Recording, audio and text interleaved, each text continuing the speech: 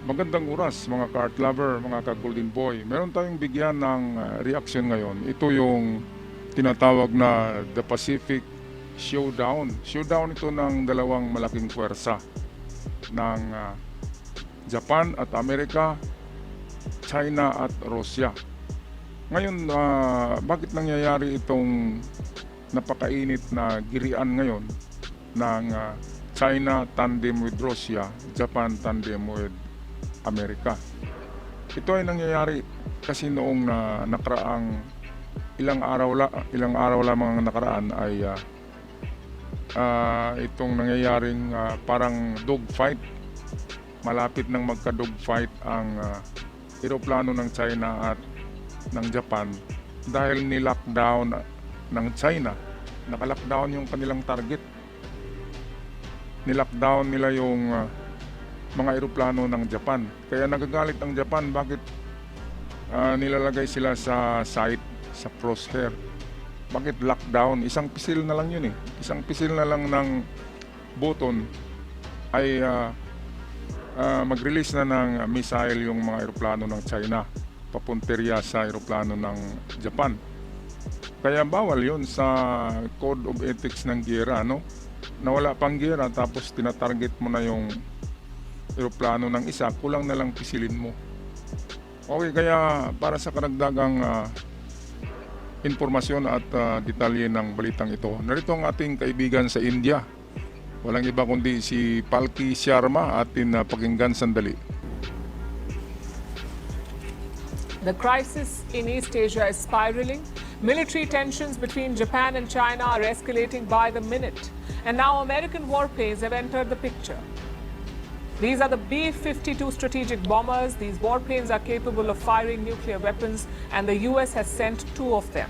Ito, bakit pinadala ng Amerika ang kanilang dalawang B-52 bomber? Ito yung tinatawag na Strata Fortress, Fortress in the Sky. Ang B-52 bomber ay mayroong lulan na 2,000 kabumba. Iba't ibang klase, may maliit, may malaki. At mayroong penetrator or itong tinatawag na ground penetrating bomb. Ang dalawang B-52s ay kayang pulbusin ang isang syudad sa isang lipad lamang.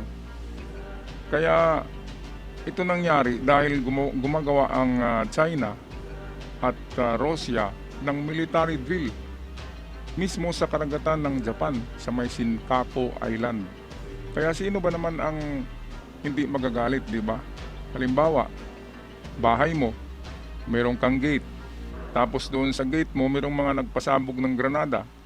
Magustuhan mo ba yon? Ang sabi ng China, military drill lang daw. Kung mag-military drill sila, dapat doon sa kanilang karagatan. Bakit sa karagatan ng Japan? Ang ibig sabihin lang yan ay intimidation tactics. Tinatakot nila ang Japan. Ang China ay humingi ng tulong sa Russia. Pati ang Russia nagpadala ng mga barko sa karagatan ng Japan at tinatakot nila. Natatakot ba ang Japan? Hindi. Kasi kinabukasan kagad, nag-respond na nga ang Japan kasama ang US. Lumipad ang mga jet fighters ng Japan kasama ang Strata Fortress. Ito yung pinakamalaking mga B-52 bomber ng Amerika. Ito yung magwakas ng lahat ng giyera. Ito yung pinadala doon sa Iran na dalawang malalaking eroplano na kargado ng bomba. Di ba? Dalawang bagsakan lang ng ground penetrator bomb sa Iran, di ba? Tapos na yung giyera. Kung mangyayari yan, kung ihuhulog yan dyan sa China, yung mga bomba na yon, ay naku, ang daming madadamay na sibilyan sa China dahil sa kalukuhan itong kanilang leader na si Xi Jinping na gustong i-expand ang kanilang empire. Ito'y lumang lumang style na itong mga expansion of empire. Hindi na makukuha ngayon sa digmaan ang pagpalaki ng teritoryo. Kung anong teritoryo mo, yun na lang yung teritoryo mo. Hindi na kailanman mag-expand pa yan. Kasi makabago na ang panahon ngayon. Hindi katulad noon na barbarian time na agaw ng teritoryo. Ngayon meron ng mga international na batas sa teritoryo, so dapat respetuhin ng China. Pero ang China ayaw rumispeto eh. Kaya ito yung nangyayari ngayon, the show of force between the superpowers. Pero alam naman natin na hindi magpapadaig tong Amerika. Okay, balik nga tayo kay Palki Sharma. Today, these warplanes flew with Japanese jets. There were 2 American B-52 bombers. They were escorted by 3 Japanese F-35s and 3 F-15 fighter jets. Ayan. All these planes flew together in tight formation over waters between Japan and South Korea. And what was the goal of this operation? Usually, these exercises are meant to test interoperability and readiness. Pilots practice real-time coordination, tactics, and communication, basically everything they will need in a real crisis. Ayan, so bakit nga ba ginawa din ito ng Amerika at Japan? Doon mismo sa teritoryo ng South Korea at Japan nila ito ginawa. Hindi ito pasok sa teritoryo ng China. Pero malapit na ito sa China, kaya gulat na naman ang China. Kasi ang Amerika hindi yan nagbibiro eh. Kapag sinabi ng Amerika na bubumbahin ko kayo, bubumbahin talaga, bubumbahin. Hindi yung katulad sa China na at saka Russia na palaging sinasabi ni Putin na bumbahin ko kayo ng nuclear. O paano niya gagawin yan? Akala ba niya siya lang ang may nuclear, di ba? Kapag gagawin niya yan, na isang nuclear bomb ang lilipad, of course ang Amerika ay mag-react na niyan kaagad. Kaagad ang mga nuclear na missiles ng Amerika nakatutok na yan sa China at Russia. Kung saan man yung mga threats sa kanilang teritoryo. Siyempre Amerika pa naman hindi yan nagpapahuli. Kaya meron tayong balikan dito yung lockdown, yung nilak ng Chinese pilots. Tinarget na nila ang mga eroplano ng Japan nung nagkasalubong sila sa kanilang mga pagpatrolya sa kalawakan. Ito yung nangyari nung halos 1 linggo ang nakaraan. Kaya atin yun panoorin. Sandali lang.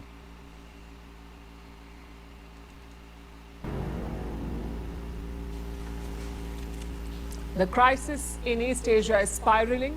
Military tensions Hinimok ng China na tigilan na ng Japan ang di umano'y panghaharas nito sa isinasagawang regular Chinese military exercise. Hinimok ng China. Okay, so ito, binaliktad pa ng China. Sinabi pa ng China na tigilan na daw ng Japan ang kanilang pakikialam sa teritoryo ng China. Talagang baliktad yung utak ng Japan, no? Kasi sila ngayong nakikialam ng mga teritoryo eh. Tapos ngayon, sabihin pa nila ang Japan, napaka-tarantado talaga. So ito ang video, courtesy sa atin ng Mata ng Agila. Hinimok ng China na tigilan na ng Japan ang di umano'y panghaharas nito sa isinasagawang regular Chinese military exercise. Maging ang pagpapakalat umano ng Japan ng mga maling impormasyon ay kinunde na rin ng China. 此次事件的关键是日本战斗机擅 Okay, so ito talagang ang sarap sampalin ng na spokesperson ng China. Daldal ng daldal eh. Ang sabi ba naman sa balita sa national news sa China, binaliktad ang sabi nila ay nag-military drill daw ang China, tapos hinaharas daw ng Japan. Kailan ba nangyari na hinaharas ng Japan ang China? Nangyayari ang insidenteng yan sa teritoryo ng Japan eh. Doon sa Senkaku Island. Teritoryo nila ng Japan. Katulad din yan sa Pilipinas, sinasabi nila na hinaharas daw ng itong Philippine fishermen ang mga barko ng ng China. Binabaliktad nila eh. Tayo daw yung nangaharas sa WPS. Kasi sa kanila daw yung WPS. Grabe talaga mga kababayan, no? So ganun din na istorya, ganun din na kwento, ganun din na naratibo ang ginagawa nila sa Japan ngayon. Na nangangaras daw ang Japan. Ang Japan ay nasa self-defense lamang na estado. Diba?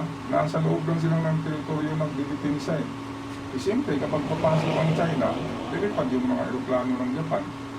Siyempre ang Japan ngayon ay pang-apat o pang-lima na pinakamagaling na military sa buong mundo ngayon dahil nag-armas ang Japan, nagtitraining sila at moderno ang kanilang gagamitan kaya pang-apat kaagad sa pinakamagaling na hukbo, sandatahan sa buong mundo ang Japan. Kaya hindi basta-bastang kalaban ng China ang Japan. Ang Japan ay mayroong napakaraming submarino. Yun ang tinatawag ng mga the killer submarines. Pinarami yan ng Japan. Kasi alam ng Japan na ang labanan in the future ay nasa karagatan. Kasi magtatago sa parang mga ninja. Parang ninja lamang yung mga submarino. Kahit na ilang dami yung barko ng Inchik, nabaliktad yung sinabi ko. Kahit anong dami ng barko ng Inchik na aatagi papuntang Japan, walang mangyayari. Walang epekto kasi nandun na yung mga silent killer ng Japan yun yung submarino.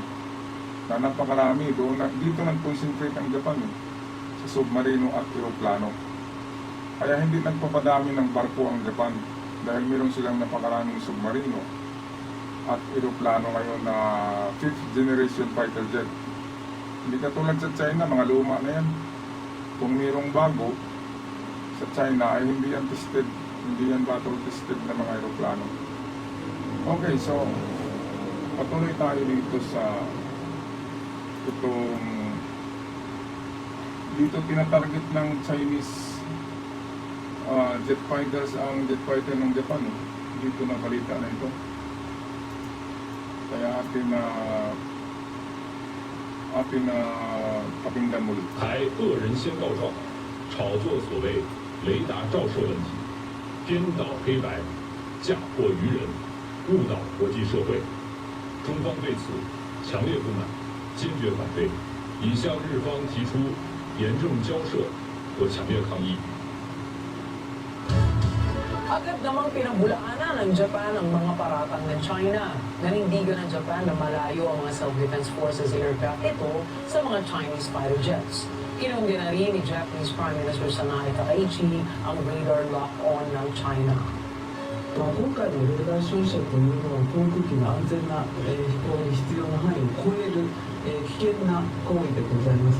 でこのような、事案が発生したことはもう極めて残念です。で中国側には、強く抗議し、再発防止を厳重に申し入れ、するということを行いました。 Okay, so hindi man natin naintindihan yun. Ang ibig sabihin ng Prime Minister ng Japan, ito yung si Takaichi, ay kung gawin ng China yon dahil bawal na ilagay mo sa radar target. Naka-radar target ko, nakalock on yung target ng Chinese jet fighters sa mga eroplano ng Japan. Kaya isang pagkakamaling pisil lang, di ba? Magbitiwan yung isang missile, katama doon sa eroplano ng Hapon, ay siguradong World War III na kaagad. Kasi 12 hours lang, hindi pa 12 hours. Darating na ang Amerika At hindi nagbibiro ang Amerika. Yan ang iniintay ng Amerika ng pagkakataon. Napulbusin niya ang China na mayroong rason. At kapag napulbos ng China, ay wala nang rivalry. Wala nang karibal ang Amerika sa ekonomiya at sa palakasan ng armas. Kaya marunong kasi ang Amerika Naghihintay lang sila ng pagkakataon. Kasi hindi naman pwedeng atakihin ng Amerika ang China nang walang dahilan.